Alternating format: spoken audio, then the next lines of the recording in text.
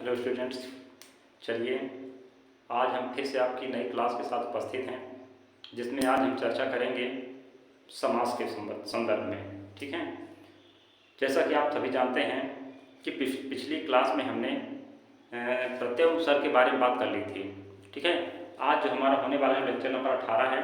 तो चलिए आज लेक्चर नंबर 18 के संदर्भ में हम चर्चा करेंगे समास के संदर्भ में। ठीक है, इन समास के बारे में देखेंगे समास कितने होते हैं और समास कहते किन्हें हैं, है ना, इनके प्रकार के बारे में, समास किसे कहते हैं और इनके प्रकार क्या हैं और इनको हम कैसे सीखते हैं। तो बड़े ही सरल ढंग से इसको जो है हम सीखने वाले हैं। तो आइए चर्चा करें समास के बारे में। ठीक, समास का अर्थ होता है किसी चीज़ को संक्षिप्त में लिखना या संक्षिप्त करना। ठीक है, समास। चलिए समास लिखते हैं कहीं। देखिए समास की परिभाषा क्या होती है, दो या दो से अधिक शब्दों को मिलाकर कहीं एक शब्द बनाना। ठीक है ना, दो या दो से अधिक शब्दों को मिलाकर एक नया शब्द बनाना, ये समास कहलाता है या इससे हम समास करेंगे। तो चलिए हम परिभाषा इसकी पहले लिखते हैं। तो समास का अर्थ होता है संक्षिप्त करना। ठीक है, लिखिए समास का अर्थ होता है क्या, समास का अर्थ है संक्षिप्त करना। समास का अर्थ है संक्षिप्त करना। संक्षिप्त करना, संक्षिप्त करना। ठीक, और हम इसकी परिभाषा के बारे में बात करें तो परिभाषा कैसे इसकी लिख सकते हैं। तो हम सरल भाषा में इसकी परिभाषा में कह सकते हैं दो या दो से अधिक शब्दों के मेल से, परिभाषा में देखते हैं,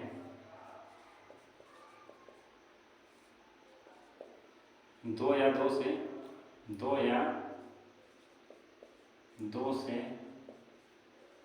अधिक शब्दों के मेल से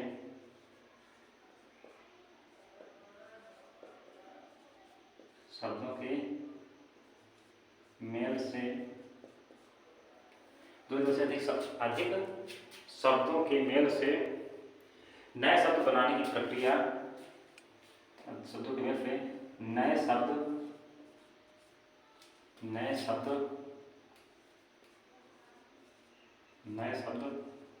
बनाने की प्रक्रिया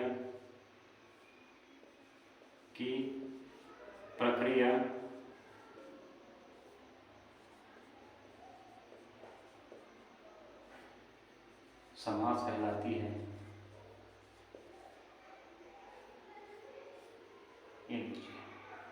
मैं परिभाषा लिखते हैं समास कहलाती है। ठीक है, पढ़ लीजिए एक बार इसको। देखिए समास का मैंने बताया, समास का जो शाब्दिक अर्थ है, तो समास का मतलब होता है संक्षिप्त करना, और संक्षिप्त का मतलब होता है छोटा करना, है ना। तो किसी बड़ी बात को जब छोटी करके लिखी जाती है तो सही समास कहलाता है। परिभाषा हमने लिख दी है इसकी बड़े सरल शब्दों में, आप आराम से बता सकते हैं। कोई पूछे आपसे समास क्या होता है, समास किसे कहते हैं, तब लिख सकते हैं कि दो या दो से अधिक शब्दों के मेल से नए शब्द बनाने की प्रक्रिया समास कहलाती है। ठीक है, अब जैसे कह देते हैं कि घन के समान श्याम, है ना, जैसे हम लिख सकते हैं, जैसे दो शब्द लिखते हैं, घन के समान श्याम। घन के समान श्याम, श्याम का जानते हैं काला होता है, और घन मतलब बादल, बादल के समान काला, जिसको हम क्या कह सकते हैं, यही कह दे सकते हैं घन श्याम। क्या कह देते हैं, घन श्याम। देखिए अभी उसी शब्द को, यानी कि इसी बात घन श्याम को हमने क्या लिखा था, कितना लंबा लिखा था, है ना, कितना बड़ा था। देखिए यहाँ से यहाँ तक, और हमने यहाँ कहाँ छोटा सा लिख दिया। तो ये संक्षिप्त कर दिया कि नहीं कर दिया। फिर इसी को कहते हैं समास, क्योंकि ज़्यादा अधिक शब्दों को हम कम शब्दों में या संक्षिप्त रूप से हम इसको जिसको लिखते हैं उसी को समास कहा जाता है। ठीक है, ये हो गया समास। अब समास के हम प्रकार के बारे में पढ़ेंगे। ठीक है ना, समास होते कितने हैं, तो समास के प्रकार में चलिए देखते हैं, और उसमें एक एक करके ये पढ़ते हैं कि समास के प्रकार में किसमें कौन सा समास बनेगा। ठीक है ना, किस समास में कौन सा शब्द आएंगे, जैसे घर चाम लिख दिया गया तो किसमें आएगा ये, तो ये सब चीज़ें देखते हैं। तो चलिए आगे बढ़ते हैं थोड़ा, और फिर इसका जो है ध्यान करते हैं। और देखते हैं कौन कौन से प्रकार। सुन, इसकी नोट्स बना लिए, चलिए और नीचे लिख देते हैं, इसके बाद मिटा दें इसको, ठीक है। तो डायरेक्ट समास के प्रकार।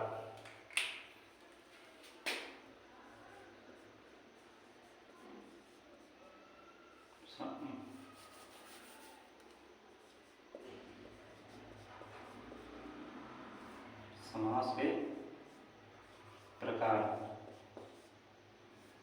समास के प्रकार डाल लीजिए, थोड़ा यहाँ हाईलाइट कर लीजिए, ठीक है। समास के प्रकार, तो वैसे तो समास 6 प्रकार के होते हैं, पर आपको जो ध्यान करना है 5 प्रकार के समासों का ध्यान करना है, ठीक है। तो लिख दीजिए समास 6 प्रकार के होते हैं, समास 6 प्रकार के होते हैं, 6 प्रकार के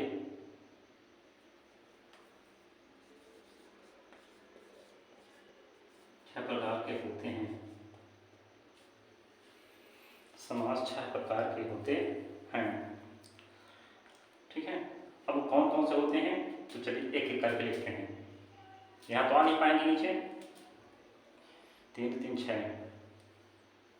आ जाएंगे। चलिए देखता हूँ मैं, आ पाएगा कि नहीं,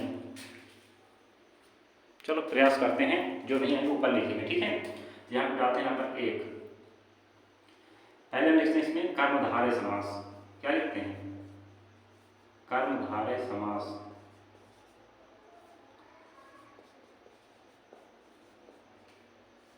कर्मधारय समास।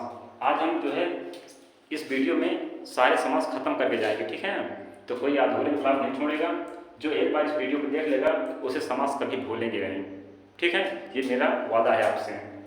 बस आप एक बार इसको देखें, तो अगर आप इसको 1 से 2 बार देख लेते हैं तो आपके बोर्ड परीक्षा में समास के नंबर कटने वाले नहीं हैं बिल्कुल भी। इसलिए तसल्ली रख करके बड़े आराम से, इत्मीनान से देख सकते हैं। किसी को किताब खोल के बैठने की भी आवश्यकता नहीं है।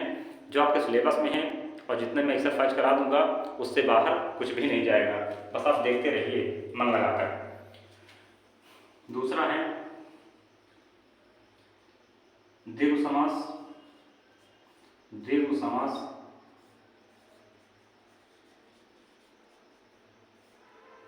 नंबर 3 है द्वंद्व समास। द्वंद्व समास,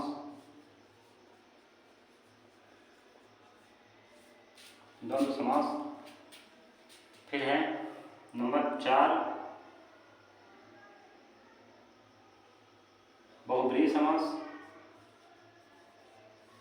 बहुब्रीहि समास,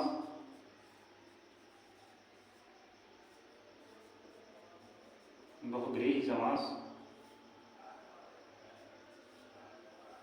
बहुब्रीहि समास 5 है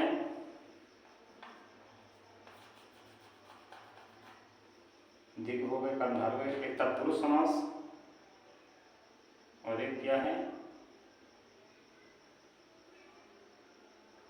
कर्मधारय, द्विगु समास, द्वंद्व समास, बहुब्रीहि समास। एक हो जाएगा तत्पुरुष समास। तत्पुरुष, तत्पुरुष समास। नंबर 6 है, ये क्या रह गया, 6 होते हैं। एक मुझे भूल रहा है, ये थोड़ा कौन कौन से हो गए, एक बार इसका रिवीजन कीजिए। कर्मधारय, द्विगु समास, द्वंद्व समास और बहुब्रीहि समास। द्विगु हो ही गया। अव्ययी भाव समास, हाँ एक छूट रहा, क्या छूट रहा, अव्ययी भाव समास, हाँ ये छूट गया। अव्ययी भाव समास, अव्ययी भाव समास। चलिए अव्ययी भाव समास 6 समास यहाँ पे हो गए, जिसमें से आपको इसका अध्ययन नहीं करना है, ठीक है। बाकी सभी का अध्ययन करना है। 5 का अध्ययन करना है, 1 का अध्ययन नहीं करना, मतलब 6 है, 6 में से 1 को नहीं करना, तो केवल टोटल आपको 5 ही करने हैं, ठीक। अब चलिए हम एक एक समास के बारे में क्रम से बात करते हैं और एक एक को जो है उसके रूल नियम क्लियर करते चलते हैं, ठीक है। बिता दूँ मैं, चलिए स्क्रीनशॉट ले लीजिए जिसको लेना है और इसकी नोट्स भी बना लीजिएगा, ठीक है। बहुत ही शॉर्ट नोट्स बनवाता हूँ मैं, आपको ज़्यादा परेशानी नहीं होगी इससे, याद करने में भी और रिवीजन करने में। बहुत कम में मैं सारा मैटर आपको जो है उपलब्ध करा दूँगा और आपकी बोर्ड परीक्षा तैयारी कायदे से हो जाएगी कम मैटर में। ठीक है, चलिए हम एक एक समास के बारे में चर्चा करते हैं। तो चलिए सबसे पहले चर्चा करेंगे हम कर्मधारय समास के बारे में। क्या करेंगे? नंबर 1 है कर्मधारय। कर्मधारय समास। कर्मधारय समास की बात अगर करें तो कर्मधारय समास में जिसका पूर्व पद होता है तो पूर्व पद इसका विशेषण होता है और उत्तर पद विशेष से होता है। ये परिभाषा याद रखिएगा इसमें। इसका पूर्व पद, इसका किसका? कर्मधारय समास का। इसका पूर्व पद विशेषण, पूर्व पद विशेषण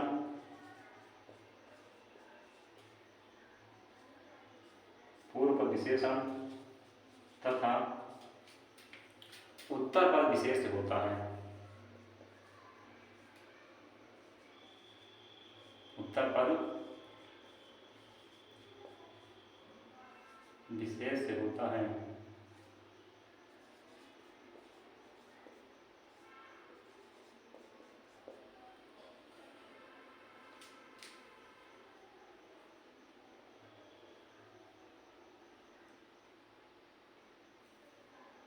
उत्तर पद विशेष से होता है। ठीक है, जिसका पूर्व पद विशेषण तथा उत्तर पद विशेष से होता है उसे हम कर्मधारय समास कहते हैं। ठीक है, एग्जाम्पल के देखते हैं कि कर्मधारय एग्जाम्पल।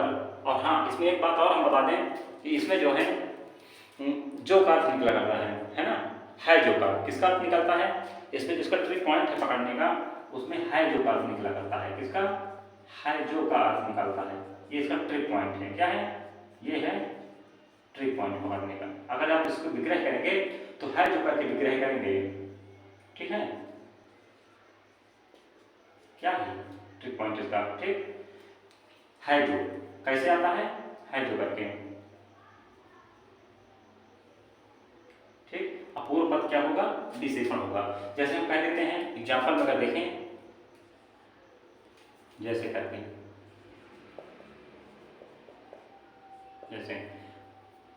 जैसे करके काम देते हैं जिसमें हम एक तरफ समस्त पद डाल देते हैं, एक तरफ इसका विग्रह डाल देते हैं। ठीक है ना, जैसे इधर हम समस्त पद डाल दे रहे हैं, समस्त पद, और इधर डाल देते हैं विग्रह, समस्त पद और विग्रह। देखिए ये चीज आपको जरूर देखने को मिलेगी ये। ठीक है ना, ओ सॉरी इसकी बात करें, ये है जो करके क्या मिलेगा? है जो, वाक्य में क्या लगा दिखेगा? है जो। ठीक है, जब इसको देखते हैं समस्त पद और एक तरफ क्या हो जाएगा? विग्रह। तो समस्त पद जैसे हम कहते हैं कृष्ण सर्प या कृष्ण सर्प, क्या लिख देते हैं? कृष्ण सर्प। तो कृष्ण सर्प में आप क्या लिखेंगे? काला है जो सर्प, है ना, काला है जो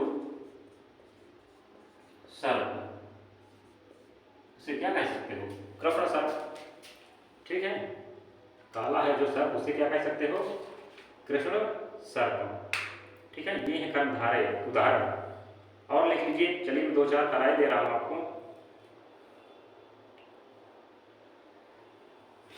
जैसे नील गगन कहते हैं, नील गगन हो जाएगा। जैसे नील गगन,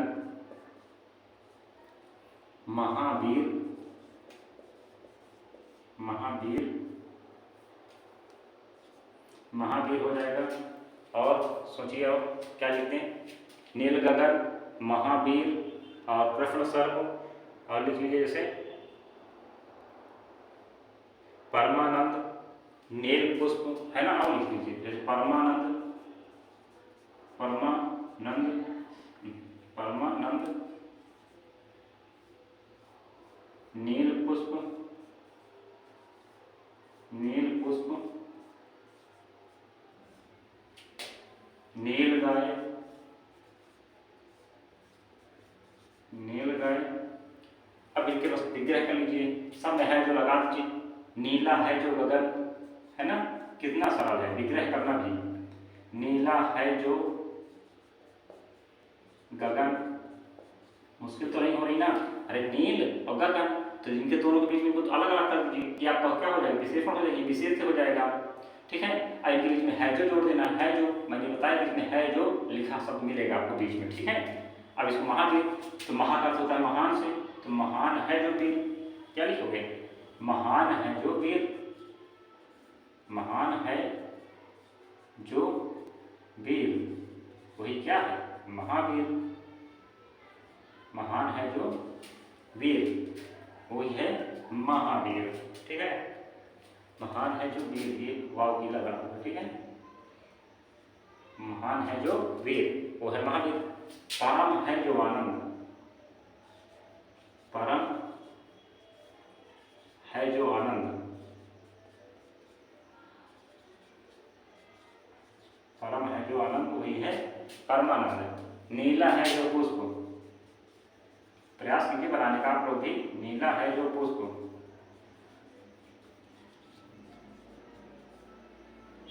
नील गाय, नीली है जो गाय, नीली है जो गाय। बताइए कितना सरल है, सबके समझ में तो आ गया होगा नहीं इतना। तो चलिए चले आगे बढ़े फिर, ठीक है। इसके आप स्क्रीनशॉट ले लीजिए, इसकी नोट्स बना लीजिए, जो नोट्स बना रहे हैं। अब मैं इसको इरेज कर रहा हूँ और दूसरा समाप्त लिखकर यहाँ उसके बारे में चर्चा करते हैं, ठीक है। मिटा दूँ, चलिए।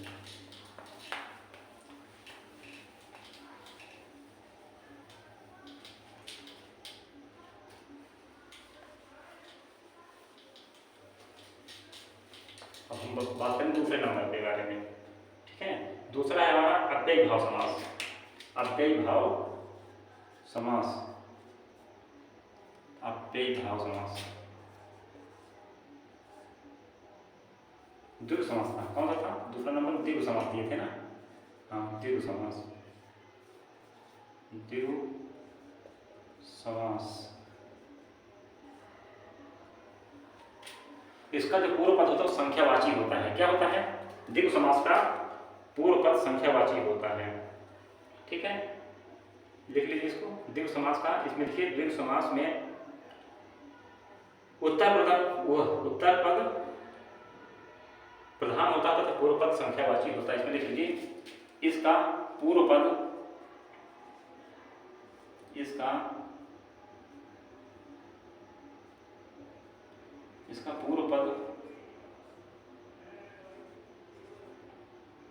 पूर्व पद संख्यावाची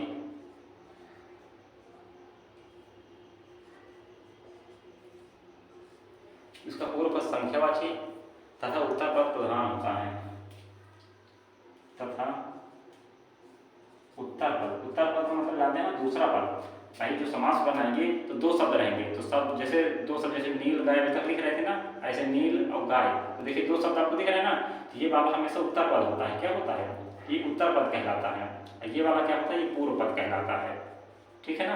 अब समझ गए ना पूर्व पद क्या उत्तर पद क्या है। बार बार मैं इसका नाम ले रहा हूँ तो समझ लीजिए कि पूर्व पद किसे कहते हैं, उत्तर पद किसे कहते हैं। तो ऐसे शब्द लिखा आपको दिखेगा कि ये पूर्व पद हो जाएगा, ये उत्तर पद हो जाएगा, ठीक है।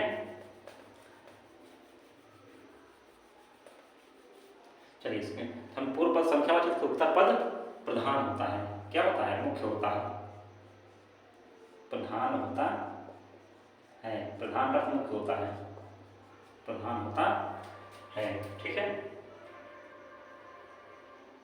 अब जहाँ पर लिखते हैं एक तरफ समस्त पद डालिए, एक तरफ विग्रह डालिए, वही तरफ काम फिर कर लीजिए, एक तरफ क्या डालना, समस्त पद, एक तरफ डालिए विग्रह,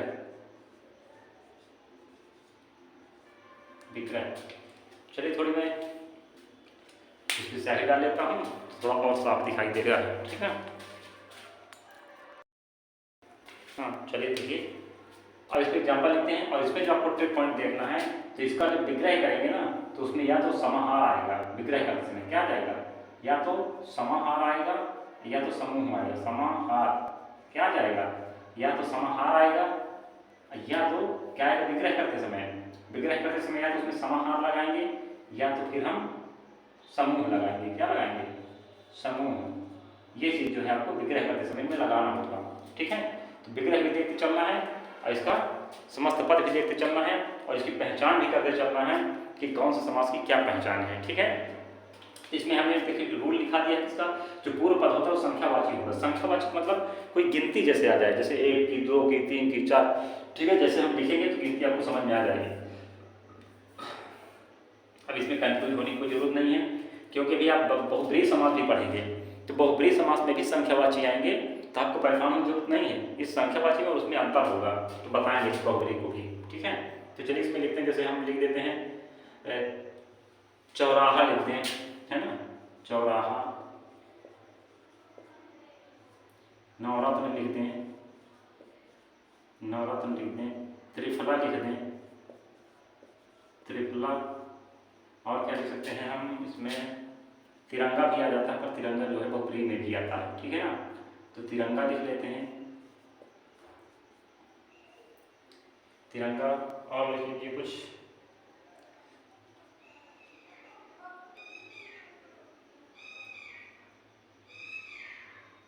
जैसे त्रिभुज लिख लीजिए, सप्ताह लिख लीजिए, त्रिभुज भी लिख सकते हैं, त्रिभुज। सतसई लिख लीजिए, सतसई। और त्रिभुज, सतसई। और क्या लिख सकते हैं? नवरत्न हो ही गया, चौराहा हो गया, और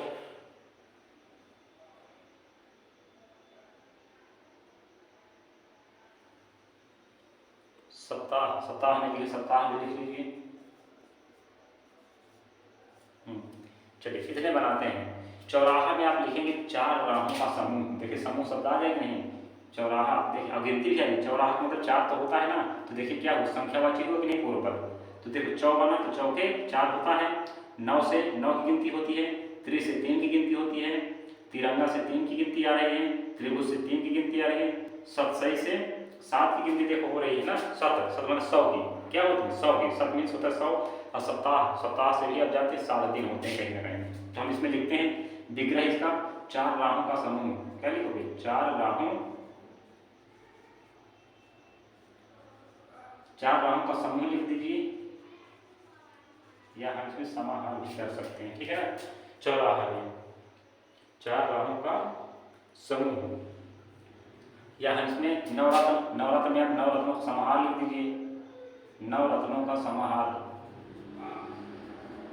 नवरत्नों का समाहार,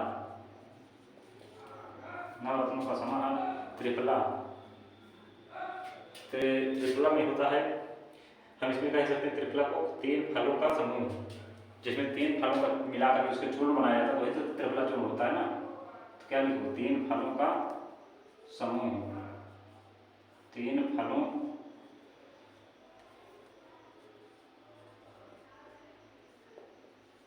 तीन फलों का समूह लिख सकते हैं। तिरंगा, ये 3 रंगों का समाहार है। क्या है? 3 रंगों का समाहार है इसमें, 3 रंगों का,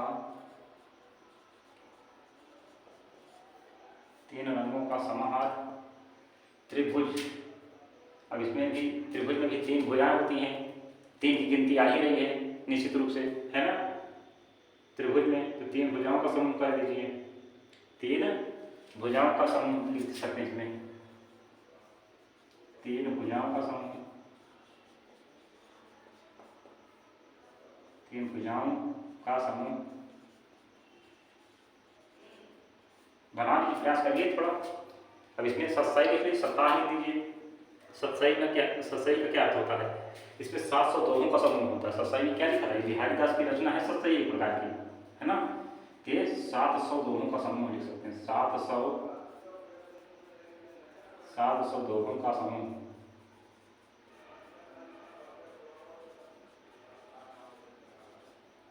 जिसमें 700 दोहों का समूह है, वही क्या कहलाती है? सतसई। और ये 7 दिनों का समाहार होता है, समूह होता है, 7 दिनों का समाहार, 7 दिनों का समाहार बना लीजिए। 7 दिनों का समाहार लिख लीजिए, 7 दिनों का समूह भी लिख सकते हैं। 7 दिनों का समूह लिख दीजिए, चाहे समाहार लिख दीजिए, ठीक है। चलिए अब तीसरे नंबर की बात करते हैं। मैं इसको इरेज कर रहा हूँ, जल्दी जल्दी आप लोग फटाफट नोट करते चले, नहीं वीडियो बहुत लंबा हो जाएगा तो आपको बोरिंग लगेगी फिर, है ना। चलिए थोड़ा जल्दी जल्दी लिखने का प्रयास करते हैं और जल्दी जल्दी एक्सरसाइज किया करें। जो ना लिख पाए हों वो वीडियो को बैक करके देख लेंगे आराम से, और नोट्स जरूर बनाइएगा, ठीक है। नंबर 3 देखिए, 5 पढ़ना है, 3 पे आ गए हैं। नंबर 3 में क्या पढ़ना है आपको? तीसरा नंबर क्या था? द्वंद्व समास था क्या? द्वंद्व समास। चलिए द्वंद्व समास देख लीजिए पहले। द्वंद्व समास सबसे सरल समास होता है, ठीक है। द्वंद्व समास, द्वंद्व समास ये सबसे सरल समास होता है। देखिए इसमें दोनों पद प्रधान होते हैं। द्वंद्व समास में क्या होते हैं? इसके दोनों पद प्रधान होते हैं, इसके दोनों पद प्रधान होते हैं, दोनों पद प्रधान होते हैं। प्रधान मतलब मुख्य होते हैं, प्रधान होते, दोनों पद प्रधान होते हैं, ठीक है। किसके? द्वंद्व समास के। जैसे हम इसके एग्जांपल देंगे तो बहुत ही सरल है। इसका जो ट्रिक पॉइंट होगा, इसमें विग्रह करते समय क्या मिलेगा? विग्रह करते समय और जोड़ा जाता है। विग्रह करते समय क्या जोड़ा जाता है? विग्रह करते समय और से जोड़ते हैं, है ना। और से जोड़ते हैं, और से जोड़ते हैं, ठीक है। जैसे देखिए थोड़ा जल्दी जल्दी कलम चलाते हैं। जैसे हम कहते हैं भाई बहन, इधर लिख दीजिए समस्त पद, इधर लिख दीजिए विग्रह, इधर लिख दीजिए भाई बहन। क्या लिख देंगे? भाई बहन। तो क्या इसका विग्रह करो? भाई और बहन, भाई और बहन। जैसे लिख देंगे स्त्री पुरुष, स्त्री पुरुष, दोनों पद प्रधान हैं, भाई और बहन, स्त्री और पुरुष, देखिए दोनों प्रधान है ना अपनी अपनी जगह पर।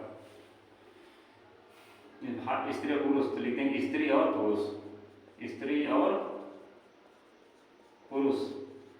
अब बताइए कौन ऐसा छात्र है जिसका विग्रह न कर पाए? सबसे सरल समास सभी समासों में यही है, विग्रह करने में भी और पहचानने में भी, ठीक है। और आप बना लीजिए पति पत्नी हो जाता है, जैसे खरा खोटा हो जाता है, गुण दोष हो जाते हैं। और प्रैक्टिस कर लीजिए, खरा खोटा, है ना। जैसे खरा खोटा और लगा सब लोग लिखते चलिए, खरा खोटा, गुण दोष बना लेंगे आगे। खरा और खोटा कर दीजिए, दोनों के बीच में, इसके बीच में और लगा के आगे लिख दीजिए खरा और खोटा, गुण और दोष, गुण और दोष लिख लीजिए। चलिए नोट कीजिए इसको फटाफट। बात करते हैं चौथे नंबर की, ठीक है। मैं रेज कर रहा हूँ।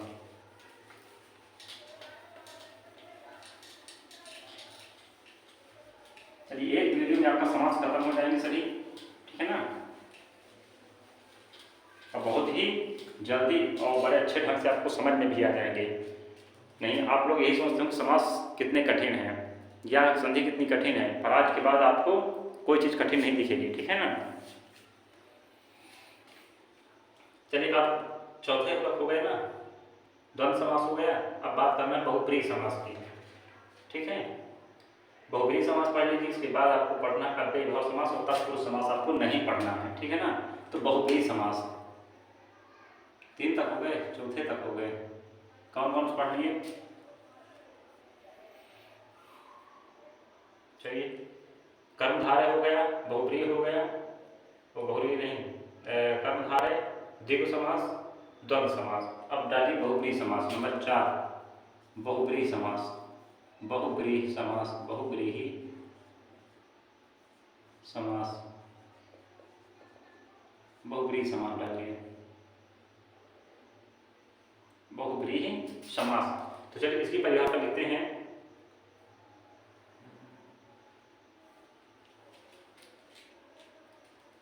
जब समस्त पद में आए, जब समस्त पद में आए, पद में आए, दोनों पद मिलकर, दोनों पद मिलकर, मिलकर मिलकर किसी तीसरे की ओर संकेत करें, किसी तीसरे की ओर संकेत करें,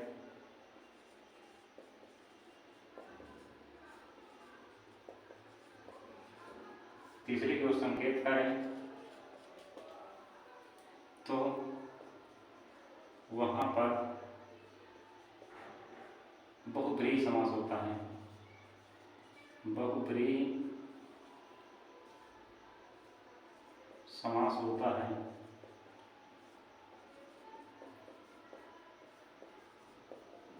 बहुब्रीहि समास होता है।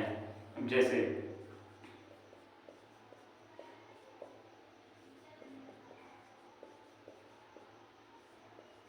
समस्त पद या विग्रह,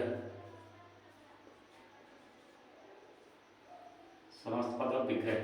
तो समस्त पद में डालिए। हाँ, यहाँ पे पहले मैं समझा दूंगा आपको कि इसमें दो शब्द आएंगे, एक पूर्व पद होगा, एक उत्तर पद होगा, और दोनों मिला के न पूर्व पदार्थ देगा और न ही उत्तर पदार्थ देगा।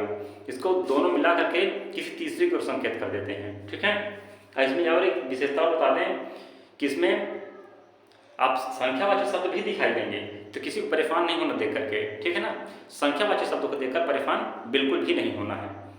इसमें आपको ये देखना है कि जब किसी देवता, दानव या किसी विशेष वस्तु की बात की जाएगी तो निश्चित रूप से क्या होगा, बहुब्रीहि समास होगा। इसमें निश्चित रूप से किसी देवता का, किसी दानव का या किसी विशेष प्राणी का बोध होता है, वहाँ पे बहुब्रीहि समास हो जाता है। जैसे हम कहेंगे तो आप कहेंगे कि सर ये तो वो द्विगु समास हो सकता है। जैसे देखना, हम लिख दिए दशानन, दशानन, क्या मैंने लिख दिया, दशानन। तो आपको अक्सर इसमें 10 गिनती आ रही है, इसे मत सोचिए, पहले दोनों पदों का अर्थ तो देखिए। 10 आनन यानी 10 हैं, आनन मीन्स होता मुख।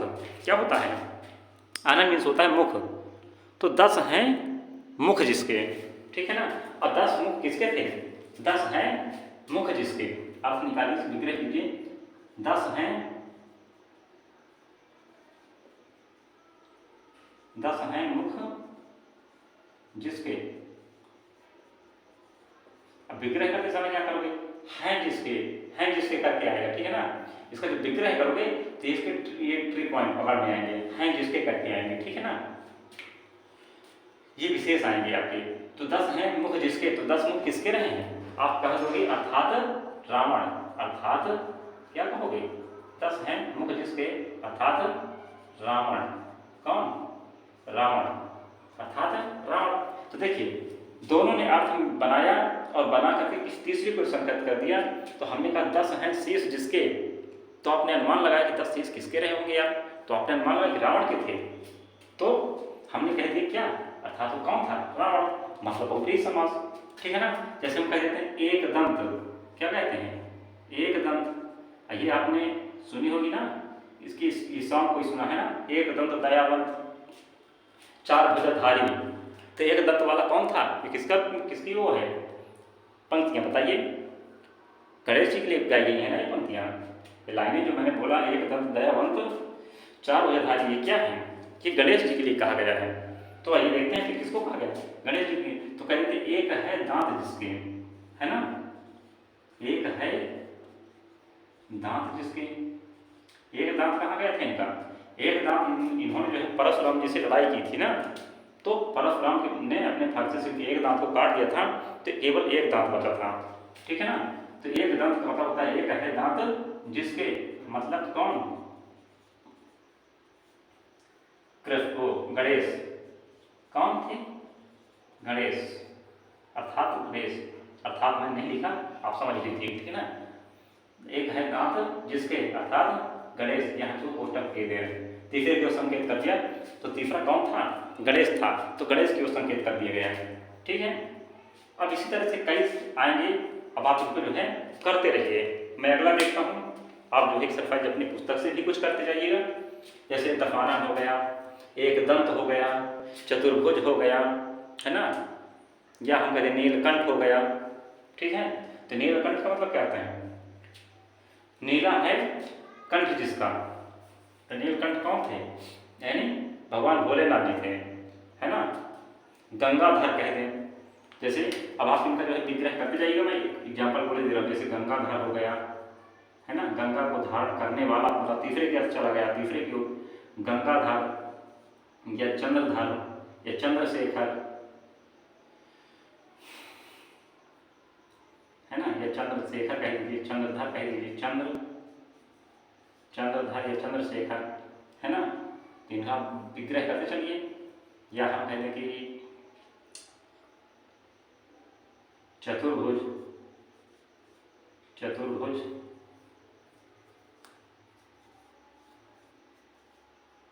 चतुर्भुज या चतुरानन, चतुरानन, है ना, या पंचमुखी, ठीक। तो इनके आप विग्रह कर लीजिए, जैसे मैंने किया है वैसे आप भी कर लीजिए, ठीक। तो मैं मिटाता हूँ इसको, चलिए।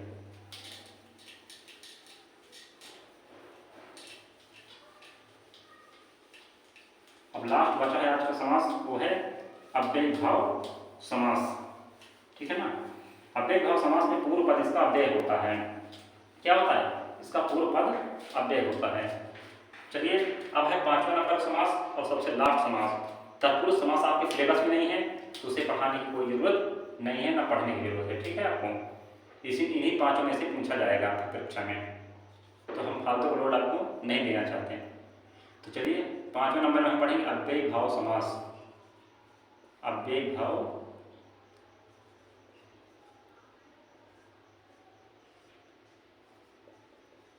अव्ययीभाव समास, इसका पूर्व पद अव्यय होता है, इसका पूर्व पद अव्यय होता है। पूर्व पद क्या होता है, अव्यय होता है, पूर्व पद अव्यय होता है, ठीक है। अव्ययीभाव समास का पूर्व पद क्या होता है, अव्यय होता है।